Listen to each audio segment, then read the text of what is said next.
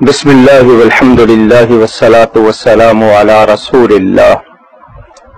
میں تمام اہل ایمان سے کہنا چاہوں گا کہ رمضان میں سحری کا وقت ختم ہونے پر فجر کی اذان ہوتی ہے۔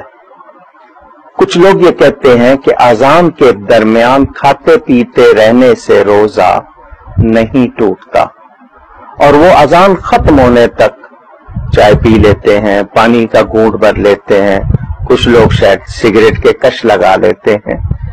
یاد رکھیں، جو اذان سحری کا وقت ختم ہونے پر شروع ہوئی ہے اس میں کچھ بھی کھانے پینے سے روزہ نہیں رہے گا۔ یہ احتیاط کرنی ہے ورنہ روزے ضائع ہو جائیں گے۔ بڑی توجہ دیجیے گا، سحری کا وقت ختم ہونے سے 1-2 منٹ پہلے ہی اپنے آپ کو روک لیں تاکہ آپ کا روزہ ضائع نہ ہو۔ دوسری بات، پورے رمضان کی اکٹھی نیت نہیں ہوگی، ہر روزے کی الگ نیت۔ نیت دل کے ارادے کا نام ہے۔ آپ سحری کے لیے اٹھے ہیں، یہی نیت ہے، مگر بغیر نیت کے روزہ نہیں ہوگا۔ دل کا ارادہ ہونا چاہیے، زبان سے کہہ لیں جس طرح وہ الفاظ کہے گئے وَبِصَوْمِ غَدٍ نَوَيْتُ، حالانکہ یہ الفاظ گرامر کے لحاظ سے درست نہیں۔ آپ اردو میں کہہ لیں کہ میں کل کا روزہ، کیونکہ ابھی پو نہیں پھٹی ہے، صبح صادق نہیں ہوئی ہے، تو میں کل کے روزے کی، اور پو پھٹ چکی ہے تو میں آج کے روزے کی نیت کرتا ہوں۔ ہر روزے کی نیت الگ ہوگی، پورے رمضان کی اکٹھی نیت نہیں ہو سکتی۔ تیسری بات، روزے کی حالت میں ٹوتھ پیسٹ کا استعمال نہ کیجیے گا۔ کیوں؟ اس میں رنگ بھی ہوتا ہے، ذائقہ بھی ہوتا ہے۔ تھوک میں مل کر، لعاب میں مل کر اگر وہ حلق سے نیچے چلا گیا روزہ ٹوٹ جائے گا۔ کوشش کیجیے روزے کی حالت میں مسواک کیجیے تاکہ آپ کا روزہ ضائع نہ ہو۔ چوتھی بات، ہم لوگ روزے کی حالت میں اپنے آپ کو ڈرامہ دیکھنے، فلم دیکھنے، کوئی گیم کھیلنے میں لگا لیتے ہیں، ٹائم پاس کرنے میں۔ یہ روزہ عبادت کے لیے ہے، کیونکہ روزے کا حق نہ پہچانے تو پھر وہ صرف بھوکا پیاسا رہنا ہے۔ روزہ بہت بڑی نیکی ہے، اس کی قدر کریں۔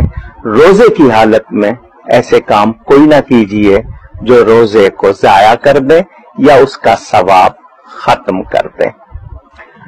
تراویح ہر روزے کے ساتھ ہے، مرد کے لیے بھی عورت کے لیے بھی، ہر روزے کے ساتھ۔ یہ جو 3، 5، 6، 7، 10 روزہ تراویح ہوتی ہیں، یہ اس لیے کہ آپ ایک جگہ قرآن کی سماعت کر لیں، اس کے بعد اپنی سہولت سے جب چاہیں نماز پڑھ لیں۔